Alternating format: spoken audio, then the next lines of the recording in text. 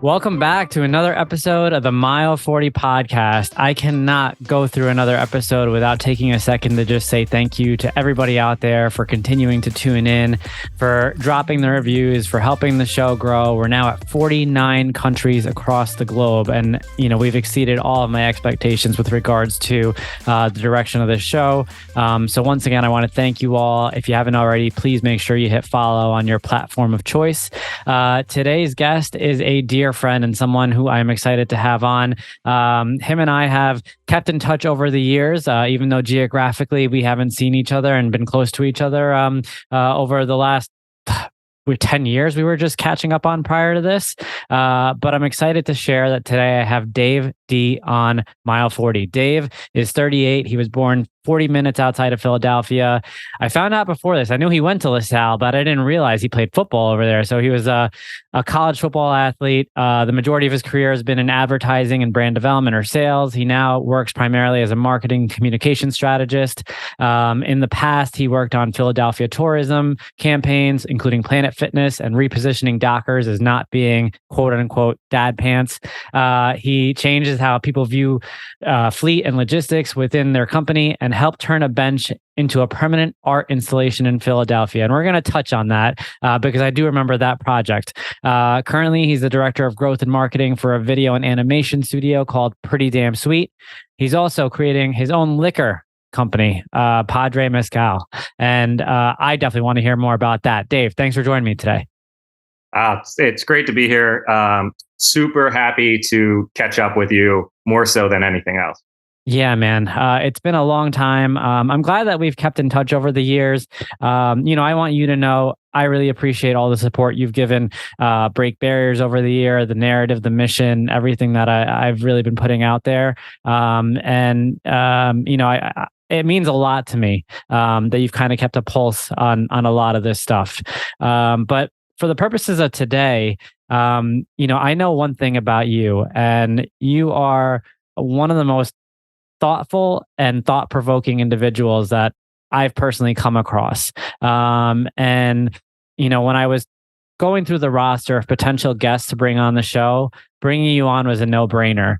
I remember when we last saw each other in New York, I had learned a lot from interacting with you. I just really picked up on the way that you saw the world from a different lens. And I think it would be awesome for the audience to dive in a little bit into how you became the person that you are. So let's kind of take things back a little bit, just give some quick background with regards to growing up outside of Philly and what life was like as a youngster. For sure. Before we get into that, can I ask you a question? Because I actually thought about this and then we got started. Yeah. And I think it would be valuable for any of your viewers or listeners. I remember watching you get started with Mile 40, Break Barriers, the motivational space. And I remember seeing, you then and how much you've grown to now. Do you remember what it was like when you first started? Were you scared when you first started? Like, what was your feeling then and what's it like now? Yeah, I mean, quite honestly, I was terrified back then. That's the whole premise of this show. Mile 40 was based on, putting myself at the most extreme outside of my comfort zone I had ever been, right?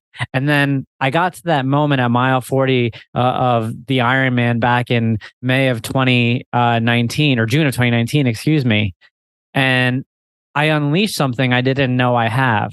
And it was that potential to impact others. But what was really scary about that, and right around when you started to see what was going on, was I was worried that if I saw it through and if I was rejected, that I would have lost the power that I just uncovered. And if I lost that power, I knew I was going to have to do a lot of digging to regain that confidence. And that confidence kind of carried me through, the last 5 years now. 6 years. Wow. Don't you think that had you not taken that chance, though, you would feel even worse than had you taken it and failed? Absolutely. Like if you look back at the end of your life and you're like, am I allowed to curse on this thing? Yeah, you can. Okay. You can. Yeah, we've had it all. But no, you're absolutely right. I mean, I talk about it, how I sat on the narrative for a month before I shared it. And what I was kind of waiting for, consciously and subconsciously, was someone to validate it. And fortunately for me, I did come across the one person who I shared it with. And that person kind of looked at me and said, "You're crazy if you don't share this, number one. But number two, you got to set your sights a lot higher than you currently have them right now." And that's all I needed, was that person to kind of light the fire, to say, "You're not crazy, that, you have it in you, to be that force." And I don't know, kind of looking back on it, what it says about me, that I needed that validation, but I definitely owe a lot of this to that person who believed in me when I didn't believe in myself for such a long time. Drop the Um, name. his name is Tim All Kenrick. right, there you go. He's extremely humble. He hasn't taken a single ounce of credit over the last 6 years. And he's always been, the most silent of supporters. But he made a tremendous impact on who I am today. That's beautiful, and it's good to just at least give him the opportunity to appreciate that, I whether he appreciate does it in a humble way or whatever. I We all appreciate deserve that. our flowers. Yeah. I appreciate that, and I appreciate you putting me in the hot seat there. You're the first you're the first Yeah, person to do we that. get. First person to do that on the show. But no, I do appreciate it. And one of the things that I try to do with a lot of the guests on here is try to draw parallels between their narratives. And I'm a firm believer that, and essentially the premise behind Break Barriers being written, and the podcast coming out, was the one thing that unifies us all as humans is that we all have our obstacles. And Yep. the notion that those barriers are meant to be broken is something that I firmly believe unifies us all, regardless of what degree and what kind of obstacle that is. And that's one of the things that I think brings us together. Yeah. So enough about me. back All right. back to All you, my right. man. Tell All us a right. little bit about where things got started. Yeah. For me, I grew up playing sports, so I grew and I was a good athlete. I was a very good student. I have the ability of, if I experience something, I sit in a class and I watch, or I see a teacher write something down, I can remember it. Everyone wants to say like photographic memory. I'm not sure like that's what I have, but I have a good memory. I hate reading though. I'm a slow reader. Mm. But I was a good student. So I was a good student. I was a good athlete.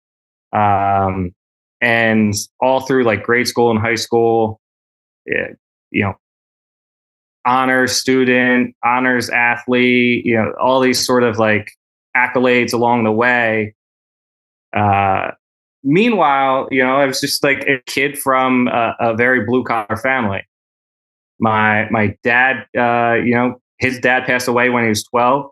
He didn't really, wasn't exposed to too much. My mom, she was adopted. Finally, eventually, like met her her like birth mother recently. Was very scared to do that, but they were just blue collar people. Did not go to college. Worked a lot, and as I got older, I started to look back on life and see some of the things that I didn't have, and I sort of. I resented my parents a little bit for like not doing more, or providing us with more. And then as I got older, I actually started to realize that like my parents were there for me all the time through everything. So like all the things that I thought I valued looking back on life, or like as a childhood, like, oh, I didn't have this, I didn't have that. We didn't have nice cars. I was always we had a small house. So like I didn't want to bring friends over. Mm. Like I had all of my, I got all these accolades, but I had so many things in my life out of order of like what's important. And we started to get into this, like where I started to find value after sports and school was in relationships. Mm. And I found myself getting into relationships where I think I played what one of my friends told me was like this savior role. You find someone who has like something wrong and then you try to like fix it. Yeah. And I validated myself too, also in how my friend responded to the people that I was dating. Pretty girl, whatever, successful girl. That's sort of how I found my validation. Like, oh, my friends like this person. I'm cool. I got that social currency, which sort of in my mind made up for the lack of, I think, wealth that I had in like my life up until that point, because I went through high school, no money, my family didn't really have money and all that stuff. So like I valued all of these other things. Mm. But I was still like valued the wrong things in terms of like how I was valuing like myself in terms of other people's eyes. But I always, what my parents did great, instill like a good sense of just morals and values. Yeah. So saying thank you, being polite to like complete strangers, having a smile on your face. And I brought that into every relationship. I brought that into every friendship. I tried to be a good person. Granted, I think when I was younger, I did have moments of where I probably was a little bit of a bully. Yeah. Not my proud moments, but like you're a kid and social peer pressure was like a bad thing. But it affected me anyway. As I got older, like you start to learn all of that other stuff and what I was valuing, putting all of my sort of worth into relationships, working really hard. I was in the wrong relationships for a while. So like when you talk about, my view on the world, it's through going through a lot of bad situations. Yeah. Right. Like your obstacles, like they're really difficult to get through. Like you're like, everything that you went through as a kid, really difficult. You weren't really exposed to like what it meant, but it was difficult. Yeah. And then when you make it through and you're able to look back, that's what sort of like, if you can make it through the hard times, once you're on the other side, things are so much better, so much brighter. You have so much more perspective. So this clusterfuck, since I'm allowed to curse, of bad values, or I don't want to say bad values because it makes it seem like I had bad values as a person. Just not knowing how to value myself and love myself. That's, I think, what I learned. And I know that you talk about recently in one of your posts, how everyone talks about going to therapy. Yeah. I learned that in therapy. Bad situations that I was in relationships. I dated a girl that had a sugar daddy that was like physically abused when she was younger. Never told her mom. I was like the second person that she told. Whenever she would drink, she would like black out and then like get angry at me that I knew this thing about her. And I'm just like, I was trying to be there for her and be supportive. And like this like this is not you. Like what happened to you does not make you who you are. Like try to love someone unconditionally, right? Yeah. What you're taught. And but it started to like affect me negatively. Like she would get physical. She would hit me. She would scratch me, like terrible things. And so there's always the story of like men being physically abusive. Well, it can go both ways. And unfortunately, I was the receiver of that. Like after everything happened and like, I found out about the sugar daddy, like we tried to work on our relationship. We decided to go to Paris for her birthday. So like, oh, you know what? I'm going to take her away for a good birthday. I've got some money now. I've never gone to Paris. It's supposed to be romantic. Horrible situation. We get there and she like an ex of hers is there. And she's like, oh, he's just a friend now. We should meet up with him. I'm like, I don't really think that's a great idea. Like, I'm not comfortable with that. And she's like, oh, you're insecure. Like she knew my insecurities and she would play to them. And so I'm like, fine, we can go see her friend. We go and we see her friend. And, it's late in the night now. And I'm just like, okay, I think it's time we call it a night. I'm tired. We've got full days of adventuring going on. She's like, I'm going to stay out. Cool. Like, do you? At this point, I'm like, I'm done with this relationship. I've done everything I can. Yeah. And I go home. I wake up to her mom calling me. And and her mom calls me and where is she? I knew I shouldn't have let her go with you. I'm like, hey, I like tried to look after her. She wanted to do her own thing. I let her do her own thing. She's with someone she knew. She's like, well, just find her. She called me. She can't get home. I'm like, I don't know how that's the case. She knows where we are. So I'm like outside, freezing cold. It's like New Year's and waiting for her. Eventually, like gets dropped off. Mm. And we get upstairs and I'm just like, all right, you're here. Like, let's go to bed. And she has this look in her face that I saw before. And it's like rage. I'm like, please do not, we're not doing this. And she like goes to attack me. And like, so I try to like grab her hands and just like, stop, like, don't hit me. She's like spitting at me and like all of this stuff, like a whole different person, because she could be a total sweetheart, but there was like this darkness that she never addressed because she tried to go to therapy, said therapy didn't work, never wanted to go back. Yeah. And I'm at one point, I'm just like, I got her hands down. I'm like, I'm done. Like this relationship is over. We can't do this anymore. It's not like, she just cocked her leg back, kicked me square in the face with like a mule kick. Oh my God. Split my lip, broke my nose, blood's pouring out. And now here I am thinking that like, this was going to be my first sort of like boyfriend, girlfriend, romantic vacation trip. And I'm looking in the mirror with I've got big lips just naturally, split right in half, blood pouring out of my mouth. In France, nonetheless, you're not even in France, and I have no idea what to do. And I eventually like get an Uber that took me to the hospital. And then I was worried about, I'm like, oh man, how much is this hospital bill going to be in France? So I just got up after they were going to call in a plastic surgeon. That's how bad cutting my lip was. And I just walked out of the hospital because they treated me right away. And like, I didn't want to get her in trouble. I didn't want to get anyone in trouble. I wanted to get out of there. Not anyway, that this detail matters, but how much did it end up costing you? Oh, nothing, because I literally like, they didn't have any information on me. They treated me like it was like 3:00 in the morning. Got it.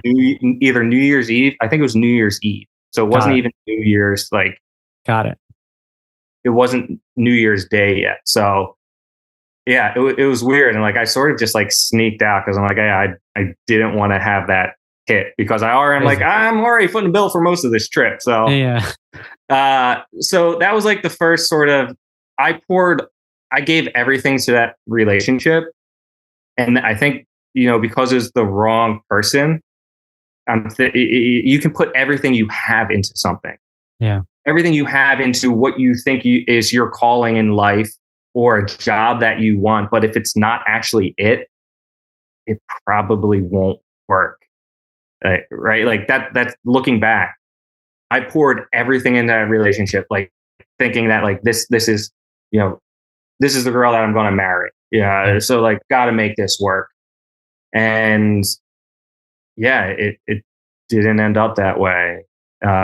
We had a day left together and it's just like, let's just make it through this day. And then we got on that plane, flew home and never saw her again. Did she ever try to contact you after? Yeah, she asked to get some stuff. So I just left it downstairs at from my apartment. No apology? No, her friends apologized for her. I'm actually still friends with some of her friends because I think that I didn't really do anything wrong in that situation. There was too much wrong going on between us, not in terms of like actions, just like it wasn't a healthy relationship. Yeah. And me trying to stay in it wasn't healthy. Yeah.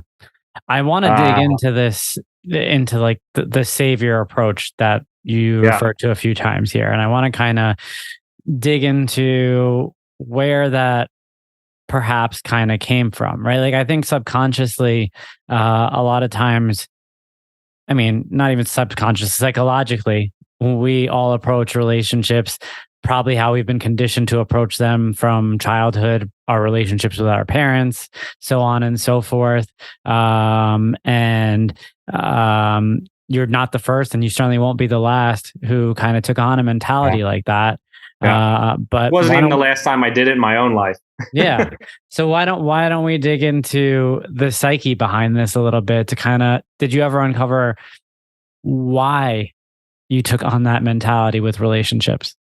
Yeah. So through therapy, I learned it was more of just again, not thinking like this therapy is where I learned that I found my value in the wrong things growing up, and I needed to really look at myself as an individual, and I needed to love myself as an individual before anyone else would. Otherwise, I would continue to allow people to wrong me, walk all over me, do whatever, because I held them up on a platform. And, there's some people like, oh, don't hold your partner up on a platform. I don't think there's anything wrong with holding people up or lifting people up. Yeah. But you have to take care of yourself first. Otherwise, you can't hold anything up. Yeah. And so it was the first therapist that I went to really helped instill in me this sense that I needed to do work. Like I didn't fix everything with my first therapist. Yeah. Like I went to therapy for a while after all of that happened and started to like work on myself. Started to read a lot of self-help books. So there's the self-help books. There's sort of like self-help in terms of like learning business acumen and all of that stuff. I started reading a lot of psychology books around that time too, just to understand my own thinking. Like, why am I feeling this way? Start to understand how other people feel and interact and why they might do certain things or how they might respond to certain situations. I felt like the more that I knew about myself, the more I could understand how the rest of like the world and other people were. So that's like what I got from that first therapist. It wasn't actually until another situation, which was one that we talked about before, that was my bottoming out. You would think that one was my bottoming out. It wasn't.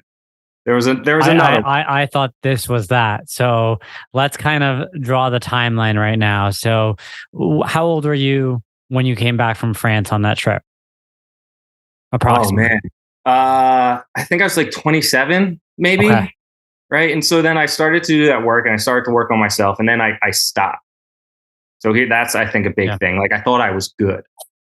Right? And I started to apply some of the psychology stuff that I was learning into my work, and my work started to get good because I work in advertising. Advertising is human psychology. That's what it is. Or I should say it's consumer psychology.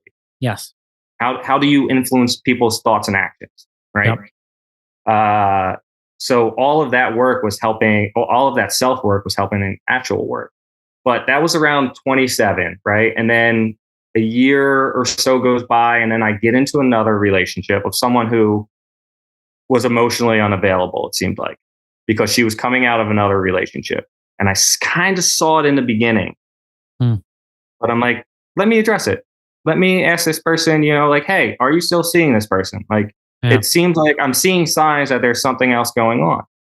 And she's like, no, I'm with you. I just want to be with you. All like everything that I wanted to hear. Yeah. Played it perfect. And I believed it. But eventually it came to a head when I was sick. We had gone to Coachella. I got sick like the last day, 104 fever. Like, wow, we come back. She's like, sends me chocolates, like all these like sweet things. But like, I'm still sick. And then I get to work on Monday and I see that she was at an event over the weekend with the guy that I thought she was seeing, which was her ex. So like now after months of like, kind of thinking something was going on, but she was assuring me it's not, it's like, now it's confirmed. Yeah. Anyway, I'm sort of devastated, right? Because like, I thought I was doing things right. I thought I had confidence in myself. But again, I was allowing someone to sort of do as they want or tell me, like, not believe my own eyes, essentially. I was listening to what someone else was telling me. Yeah.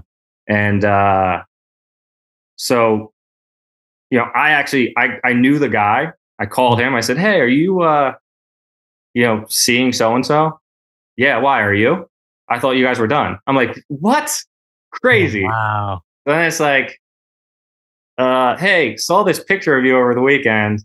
And she's like, oh, that's old, blah, blah, blah. It's like, oh, also talk to so-and-so, like, can't lie anymore. Yeah. So then she was mad. And then she spent the week trying to like talk to me and trying to like win me back, essentially. Yeah. And I just didn't want to talk to her. Yeah. And eventually I'm like, I need to get my stuff from her. I want to have a conversation face to face and end this. Yeah. And I go there and I go in because, you know, I was staying there the majority of the time at her place, had had a lot of my stuff there. Yeah. And he was there. And so it's just like, wow. All right. I'll just take my things and go.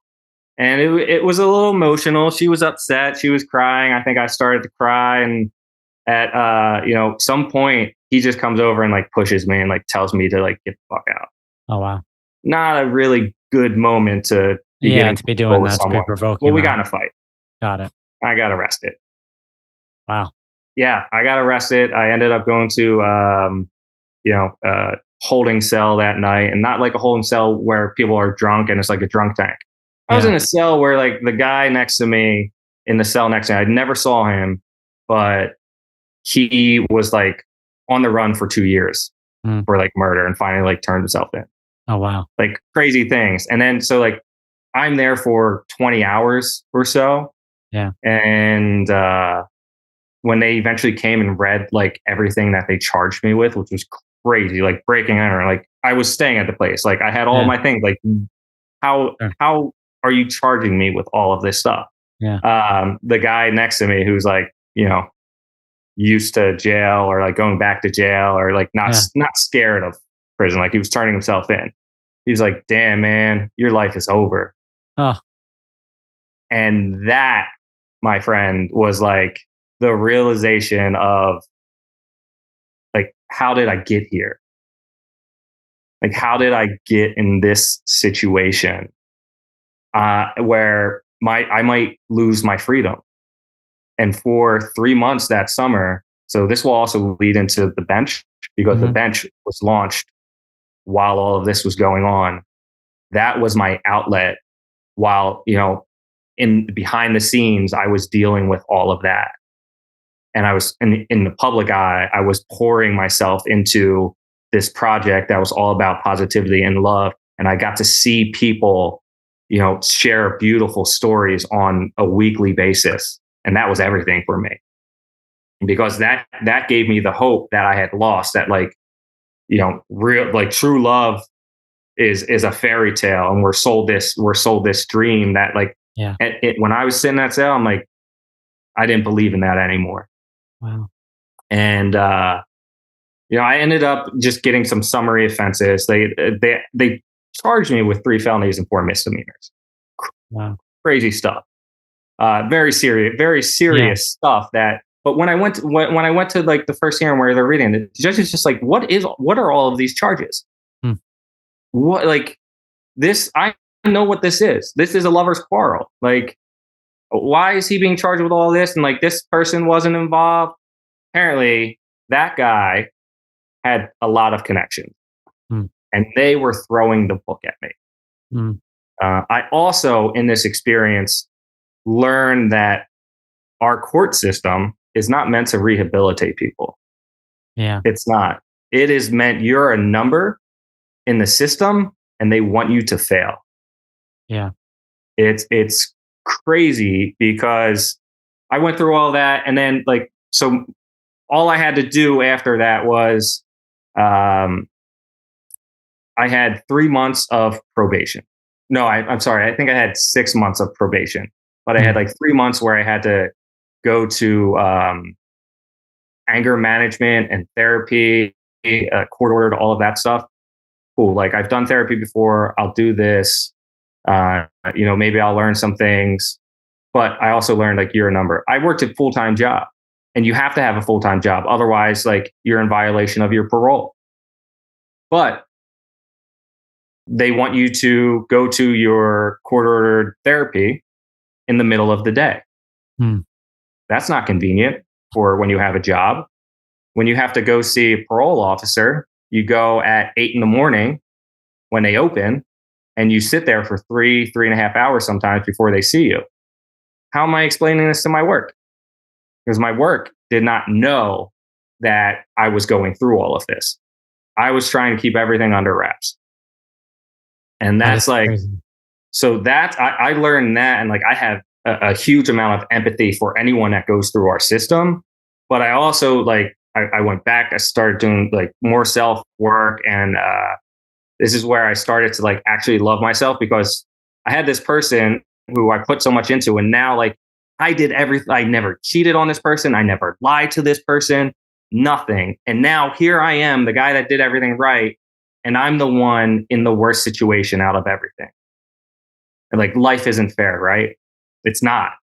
Yeah. But that doesn't mean that you know, get to take shortcuts or whatever. Like you've got to deal with the situation that you have. And so in doing so and going through all this, it's just like, okay, things aren't fair, whatever. But like, I can't let this change who I am. I have to look at me and figure out like, who am I as a person that got here, that made friends and did all these things? Like start to see the things in myself that other people really admired. And yeah, so like I was able to do that. But as I was coming out of it, like I finally felt like I loved myself. Right. This was the first time where I'm actually like, I don't need anyone else. I don't need another person. If it happens, it happens. This is where I started to adopt that mindset. But in doing so, I also had that person, that female, continue to reach out to me, even though we weren't allowed to talk. Continue to reach out to me. And I eventually allowed that person back in to talk, to heal. And then I realized you know, we started to see each other again, which was crazy. All that goes through, and this person is apologizing and like doing all the things that first person didn't do in terms of apologizing and like making an effort to show they're scared, all that stuff. Everything that I wanted. But I also realized in like doing so that like so much had happened that my perception and relationship to her had changed. And like I could not get back to the point of how much I loved that person before. Yeah. Because I valued myself too much. Yeah. And that's when I ended that. And that's, you know, around the time when I really started to travel and start to see the world and start to have more experiences. You know, I should say like taking all that. You unleashed yourself. I did. And part of that, I think, was unlocked in college. Like I was never on a plane until I was a sophomore in college. We never flew anywhere. We went to Florida. We drove. We drove to Disney World when I was a kid. Yeah. But I did an international marketing course in Germany, and I started to have these new experiences that started to open my mind up to like life outside of this little bubble that I grew up in. And then I did a study abroad in Australia when I was there. And then I started working, and like life started happening. And then I found myself at rock bottom. And it's like, well, what was this? You know, what did I really enjoy doing? What made me happy? It was exploring the world. It was meeting new people, finding about different cultures. And like when you visit a place, there are two great things that happen. You learn new things from a new place, but you also learn what you take for granted back home. Yeah. And so you come back, you know, like if you come back home, you reset, you now have two things that you can add to your life. You know, a sense of gratitude, something that you took for granted. Yeah. And anything new that you added from this culture. So you're just like, every time you travel, every time you go somewhere, there's just so much that you can add to your life, and you make connections and you meet people from all over, and you get exposed to so much more. And that's where my heart is today. Everything that I want to do. It's why, you know, like when I travel and I talk to people, I'm very open about my past and my story. Because you know, like you starting your journey in this space, you had to take a chance and open yourself up. And then you started to receive support from people. You have to be vulnerable. And in doing so, for me, that's like the day I meet you, you know, I might ask some like really hard hitting questions. Not like I'm grilling you, but like I might ask some emotionally driven questions of like, you know, like the girl that I'm dating, I asked her about, as she said on the first date, she's like, you asked if I was ever depressed in my life. I did. I asked her on the first date. I'm like, have you ever been depressed? Because I wanted to know, like, have you ever had anything bad happen? And it wasn't necessarily like, have you been depressed? Have you gone through depression? Have you had anything bad happen to you in your life, and how have you responded to it? because I think people that have like gone through some things and, you know, like they've got a lot more perspective. Absolutely. And if you haven't gone through anything, I feel like it's a weakness the later you get in life. Like it's a privilege to be able to go through life and not have like, you know, some terrible things happen to you or bad things happen to you. Some people are blessed and they never have that. Yeah. But for me in relating, like talking about, you know, barriers or obstacles or hard times in life, you actually get to know someone. Yeah. Instead of like, how was your day? Yeah. Oh, it worked. Yeah. No, I mean, that's absolutely at the heart of what this is all about. And I'm sure you saw my facial reactions as you were telling the story. I obviously didn't realize pieces of that story. This is the first time I'm ever sharing it publicly. There are very few friends that know this, but for me, in terms of what you do and just me being generally who I am, like I'm not ashamed of it anymore because no one was really hurt. Nothing bad really happened in all of that. And I just think there's a lot of valuable lessons, especially because I know in those moments, actually, I'm going to add one element to that story that I forgot to share. When you're going through something like that, it's really difficult. And for me, there was actually a point where you know, I had been called back. They'd thrown almost everything out. And like, I thought I was good. And then they wanted to like retry everything. I'm like, are you kidding me? And I was so exhausted, emotionally exhausted, and sad that I'm like, it's done. I'm done. I'm going to go jump off a bridge. Yeah. That's where I was. I had my mindset.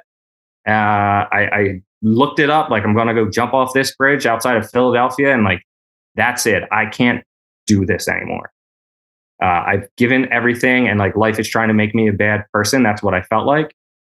I don't want to like, I can't keep bearing this weight. It's just, I get in the car, told no one any of this. In the car, there's a note from my dad. I'm so proud of how you're handling everything. I love you. Couldn't do it anymore. Oh my God. Couldn't do it anymore, man. Out of nowhere. And my dad is not an emotional person. Might have been like the first time that I said I love you. No, he's told me that throughout my life, but he was not a person to like leave a note like that. So it really struck me.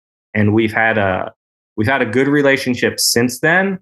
But recently, it was 2 years ago, I think. I realized that I needed. I did a peyote trip with my friend that I met in Tulum, and staring at stars in the sky one time that night, and I just realized how much I appreciated my dad, and I shared that story with friends. I've never told my dad like the impact that he had on my life, because I'm sure that, you know, they wanted to provide more for us kids. Like they did everything they could and they wanted to provide more. But I remember being a bratty little kid and wanting things and be like, we can't do that. And I'm sure that didn't make them feel good. And so as an adult, you know, and finally being like a good space, I wanted to share with my dad that you did your job as a dad. Like in my most pressing time, you showed up without even knowing, like, I need to do this. Like, you just did something randomly and it saved my life. Like, you're done. You did everything you can. So that was a great moment to really share with my dad. Sorry, man. No, it's hard to move on from that and like talk about anything else, to be honest, because there's just so much power in that, and it's just beautiful when life works out that way. That's why you share your story. And remember that we're human. So that's why I always try to take human interactions with people. And I try to, you know, be a little bit different. And sometimes that makes people uncomfortable. Yeah. You know, sometimes people don't like when you're that open, because like I would say for the most part, life teaches you the opposite. Protect yourself, close up, you know, look out for numero uno. But honestly, that was one of the things that distinguished you 10 years ago. And that's why you're here today. Like, that was one of the things that I realized about you when we first met. And, despite the fact that, again, like, we've kept in touch, you've always been, super supportive, but it's not like we're talking to each other every day, updating each other on our daily lives. And, in the back of my mind, I had always thought to myself, Dave D's a real one. Like, he's real. And it was because you took that approach with me back then when you didn't really know me. But I knew there was a lot, underneath the surface. And to your point, I do believe that, like you said, there's a special power to those who have overcome adversity at one point in their life. It arms them in a way to carry themselves forward, that really distinguishes them from somebody else. And there's nothing wrong with anyone who's lived a life privileged enough to not experience hardship. But, there's definitely a distinguishing factor to the perspective that comes out with those who have faced adversity one way or another.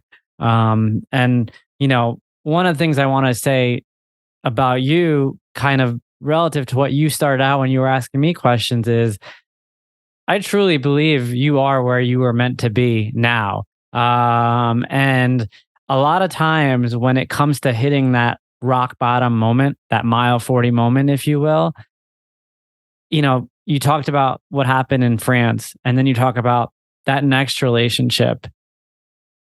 Subconsciously, I think we all know where we belong in life. I really do. Like, I feel like, where your strength lies, but you need to get beat up a little bit. And sometimes, like, that beating in France, while it was, a little eye opening, it probably wasn't enough. You still needed more. You needed more of a pounding to really uncover, what that potential was. And there you were in that jail cell. And, that was that moment. That was your realization that, like, it can't get worse than this. And so, that's true. And part of where I am now, and what I enjoy doing, and even coming out of that experience, why I put so much into the You and Me bench, which we can talk about, is, like, I put into relationships what I wanted out of them, and I expected that from the other person. You can't, like, expectations are the things that can really screw you up. So you have to do things because you love them, or because you're working towards something, and you have to lose that expectation. But for me, like, I love the fact that we're human. I love the fact that, like, we get sad, and we have these range, and, like, because if there's no sadness, like, you won't understand or appreciate what happiness is. Yeah. And we're all human. So, like, why do we always walk around with these masks on? All right. Like, that's a therapy thing. Like, your mask, like, take your mask off, where we're not allowed to show emotion, or emotion is a weakness. It's not like, we're human. Let's be human. And so when I interact with people, and when I develop relationships, whether it's friendships or whatever, like, I want it to be real. So, like, I will bring the realness to the table, because it's hard to expect something from someone else if you're not even offering it. Yeah. Like, you might not get it if even if you give it, right? Yeah. Like, if I'm being real with you, I might not get you being real back. Yeah. But I sure as heck won't get it if I'm not doing it. Yeah. So it's look in the mirror, be that change, be the person that you want. Like, I want there to be more love. Like, I want there to be more story. Like, I'm a lover of stories and romance and all of that stuff. So I try, and fun and silliness. And I try to encapsulate all of that. And I try to share all that. I'm 38 years old, and I'm still, like, a goofball 90% of the time, joking around, enjoying life. Yeah. The other 10%, I'm probably, like, stressed over a deadline or something, but that's fair. That's being adult. No, and I mean, I think that there's a certain resilience built through those experiences where it's hard to break you. Like, yeah, I think that, over time, especially once you unleash, you know, that comfort level with yourself and that true self, at that point, like you have so much perspective that it's really hard to phase you at that Yeah. point.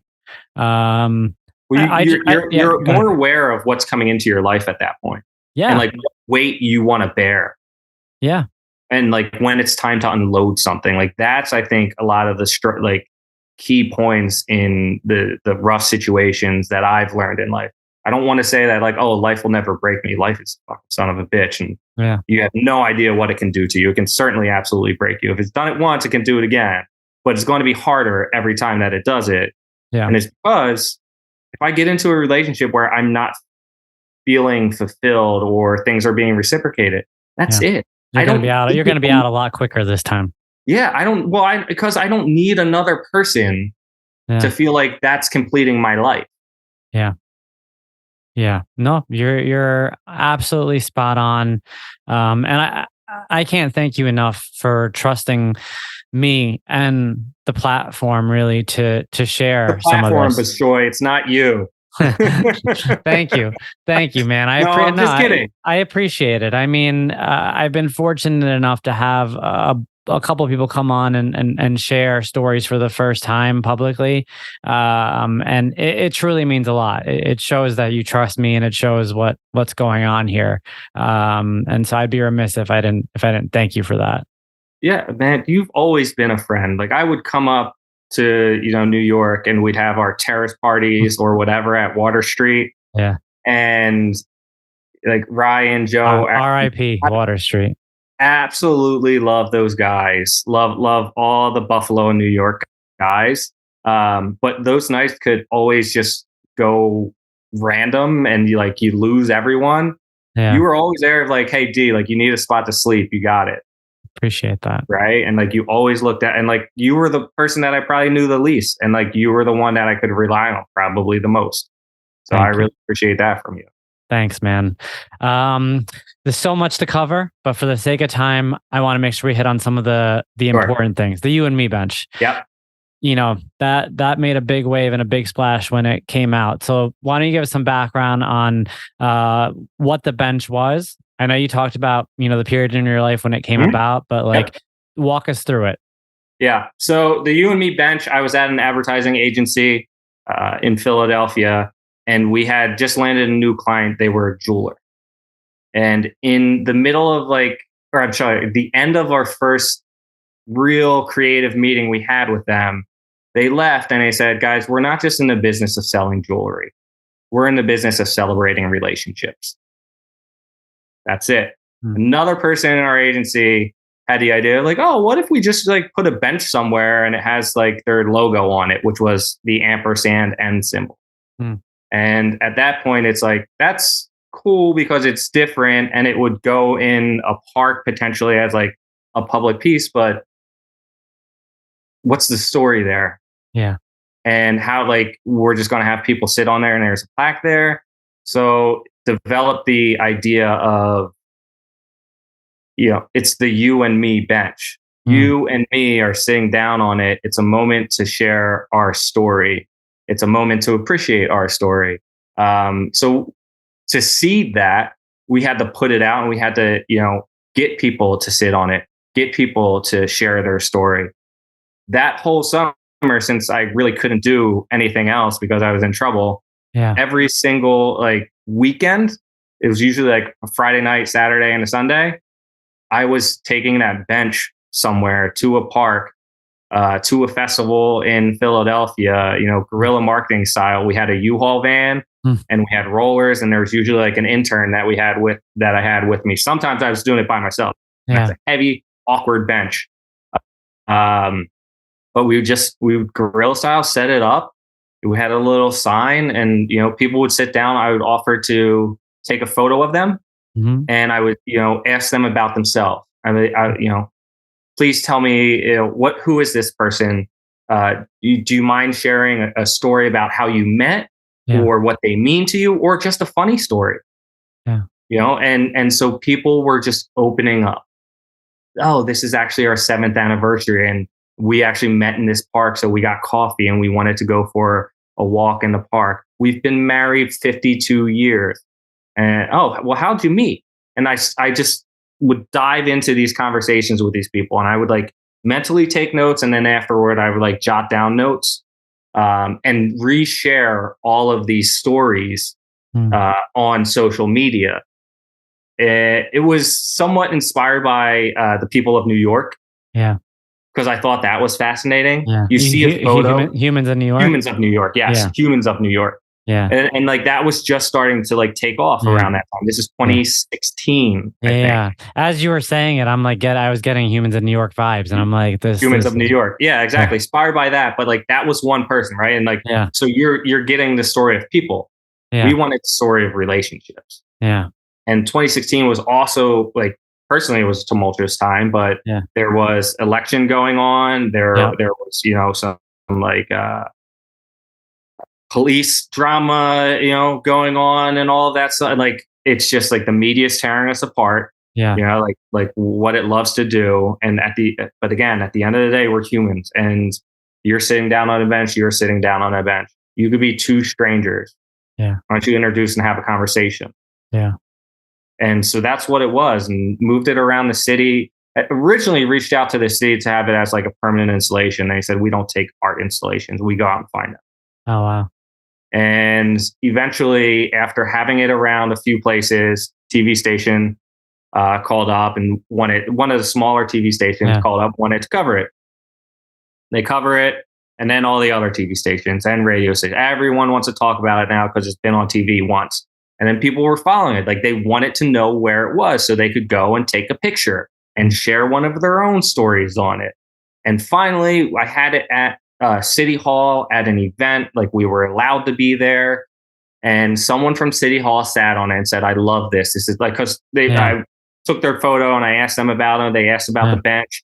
Love this idea. Like, why isn't this a permanent thing in Philadelphia? I'm like, funny thing you should ask. Wanted it to be a permanent thing in Philadelphia. Gave me their card, said, write me on Monday. I'll put you in touch. We'll make this happen. Write them on Monday. They put me back in touch with the person that originally shut down the idea. And said, well, if you want it to be a permanent installation in Philadelphia, it needs to be built to all these specifications. Oh, good thing we looked up all those specifications prior to making it, and it fits all of them. And here's what it would look like, and here's where we would like it to be, which was right in front of the jewelry store that funded the thing, was supportive of it because it was non-traditional. Yeah. It was a risk for them because the whole time there was no association. Yeah. It wouldn't have worked if there was a jewelry store or a name tag to it. Yeah. And so they put their trust in me and our agency. And so it was the only right thing to do is put it right back in front of their store as a permanent art installation in Philadelphia. So you touched on this earlier as you were sharing your story, but I have to revisit this now that you've explained it fully. There you are projecting, the depths of relationships and uncovering the beauty that lies in, two people sitting on a bench while simultaneously, facing the consequences of a relationship gone horribly wrong.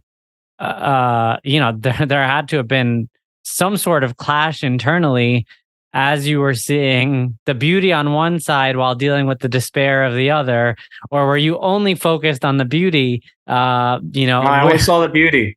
I mean, like it occurred to me that there's this dichotomy in life right now of like what I'm going through and what I'm seeing. Yeah. But what I was seeing was that what I wanted and believed in existed. Yeah. Right. Like how I felt and the feelings that I, wanted to experience in my own life in terms of the power of the positive power that exists in a relationship. Yeah. Of how, whether it's a friend, a family member, or a partner, how they make you a better person, that exists. That was real. And it wasn't just something that I was seeing on TV or reading that could be scripted. It was real people every time this bench was out. I mean, I had there were some incredible stories of an older woman who lost her whole family down in Arkansas. Mm. And, her and her daughter, up until her daughter passed away, would go to this Chinese restaurant, once a week. And then so she just did that by herself once a week when her daughter passed because she had nothing else to do. Well, then that the Chinese restaurant family realized, and this is an old white lady, realized that she was coming there by herself and started to talk to her and get to know her. And then they became friends, and she would go and have family dinner with them instead of just having dinner by herself at the Chinese restaurant. Well, eventually that Chinese restaurant, that family closed the shop and moved to Philadelphia. And so when I saw them, it was the first time this lady was visiting her new family in Philadelphia. And I got them there on the bench. And so, yes, there's this dichotomy of oh, this is my life and this sucks. But why am I focusing on that when I'm seeing all this, amazing beauty and positive stuff happening in front of me? I mean, look, there's good and bad in life, and there's positives and negatives. And where do you want to focus your attention and energy? Yeah. And you have control over where you're focusing that attention. And where you focus that will probably manifest more of that. So if I'm focused on that sadness and that negativity, I'm going to be sad. I'm going to be negative. And I know where that leads me because I've been there. And I don't want to go there. And I have a light at the end of the tunnel that I'm seeing, and I'm continuing to follow that. Hey all, it's me, Bishoy. As a marathon runner and endurance athlete, I've come to understand the importance of properly fueling your body for preparation and recovery. Every day, you get a shot at success. How you start your day typically paints a picture of what the rest of the day will look like. Start your day with a super convenient, healthy, and delicious nutritional win. Meal 1 by Creatures of Habit. Overnight oatmeal packed with 30 grams of plant-based protein, chia, flax, and pumpkin seeds. Vitamin D3, omega-3s, a probiotic, and digestive enzymes made in under 1 minute. Stop wasting time or worrying about what to eat as your first meal of the day. Start with meal 1. Visit creaturesofhabit.com, creatures spelled with a K, and use code MILE40 for 15% off a one-time purchase or the first subscription order payment. Man, I really appreciate you coming on today. It's been a real pleasure, sincerely, just to chat it up with you. I mean, it's been years since we've, had a conversation this in depth, and here we are sharing it now with the rest of the world. But, I can't tell you how much this means to me. Before we part ways here, let's just kind of give the audience a quick update as to where you are today. I know you're traveling all over the place, but tell us a little bit about, where you are today, and some of the things that you're taking on these days, and where you could be found. So I am the director of growth and marketing with Pretty Damn Sweet. You can find me on LinkedIn, David D, Pretty Damn Sweet.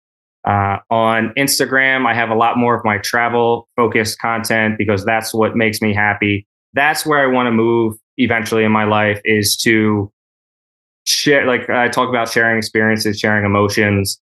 That's what I want to do. Somewhat of following in the footsteps of an Anthony Bourdain. There's so much to learn, and there's so much to learn and experience in the world. And I know that for much of my life, I was never exposed to that. And so if I can open those doors or open people's eyes to how beautiful or different the world is, and they see a place, it's I want to go there. Yeah, you should. And here's why, or here's some things that'll help you on your journey. Sweatpants in public on Instagram. That's a whole story in itself. We don't need to get into that, but it round 2. Yeah, sweatpants in public. And that's really where I want to go in life, is continue to share stories and share cultures, connect people. I think there's a big opportunity there, and that's part of why I started to build a mezcal company. Mm. There's a ton of tequilas. I think mezcal is often overlooked. There's a lot of history there. And then when I was in Mexico, I just, I met some people who make an amazing mezcal. And I just thought, this isn't available anywhere on the East Coast. Mm. It might have been available. Mezcal's a thing on the West Coast. I'm in LA right now. So like you have mezcalerias. East Coast, in 2020, they certainly didn't. New York might have a few because, the Brooklyn hipsters are a real thing and they bring in trends. And I'm for it. I'm all for it. But I just felt like there was a gap in the market, and it was something that I loved and I wanted to share with people. And it's something that I just want to do on my own. Like I want to create my own thing. I love it. I mean, I could totally see it. And I know I was rounding things out, but now I'm curious. I got to ask you. Yeah. How does this work? Right. Because, you feel, I guess from an outsider's perspective, I actually know a couple other friends who started a tequila company. Mm-hmm. Every celebrity and their mother is associated with a tequila company. That's why I didn't do tequila. Can you just give us really quick, like, the 1, 2, 3 of like, what do you have to do to get started in this industry? And what are some of the considerations? Find a producer. Okay. Number one. And then you have to go through if you're importing, you have to get a liquor import license. Okay. So that's going through the government. And that can take anywhere from like 6 months to a year. Got it. And then